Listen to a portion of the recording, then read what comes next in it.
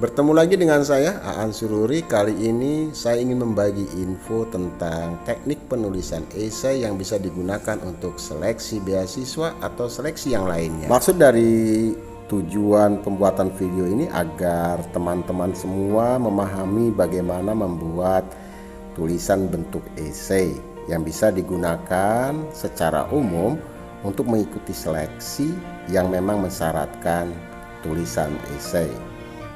Nah, teman-teman semua, esai adalah salah satu jenis karya tulis yang berisi kombinasi antara fakta dan opini.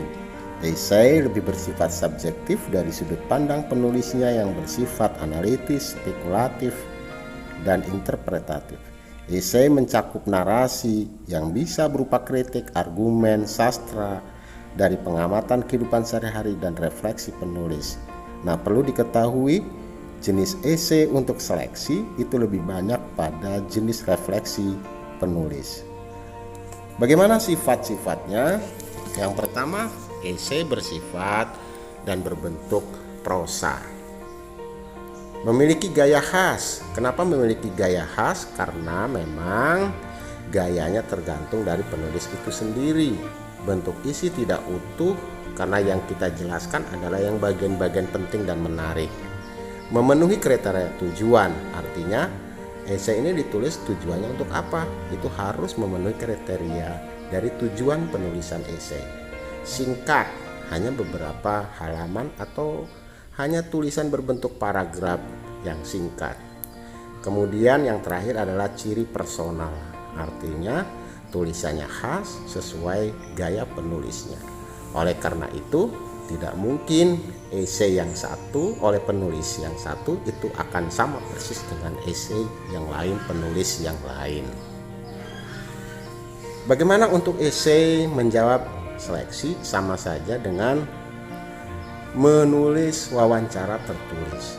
Nah, bagaimana tipsnya? Kita lihat bersama-sama. Yang pertama, hanya sekedar contoh, ini adalah pertanyaan seputar motivasi.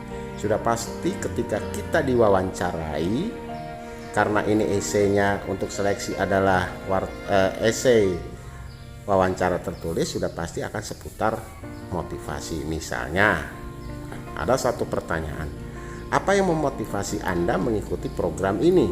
Apa yang Anda lakukan dalam mewujudkan motivasi tersebut? Nah, ini hanya sekedar contoh. Misalnya dijawab seperti ini. Setelah membaca brosur program ini, saya tertarik untuk menjadi bagian dari perubahan ke arah yang lebih baik seperti tujuan program. Nah, ini adalah pendahuluan dan ini merupakan sebuah gambaran situasi yang kita hadapi. Setelah situasi yang kita hadapi, apa sih tugasnya? Maka disebutkan di situ, untuk mewujudkan ketertarikan saya melakukan riset dengan membaca laporan program melalui medsos, buku, dari video teman-teman yang lebih dahulu menjadi peserta program, berdiskusi dengan teman sejawat, serta meminta izin atasan agar dapat mengikuti program. Nah, ini menggambarkan aktivitas yang dilakukan. Jadi, dari jawaban ini ada situasi, kemudian apa tugas atau yang akan kita lakukan, setelah itu aktivitas dari tugas tersebut.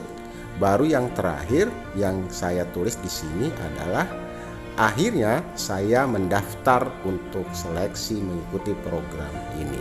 Nah, itu adalah resultnya atau hasilnya atau kesimpulannya.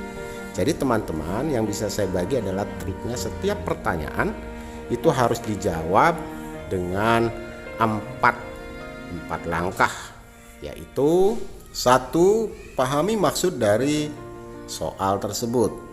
Yang kedua, buatlah jawaban itu bagian pendahuluan itu mencakup situasi apa yang dihadapi oleh teman-teman.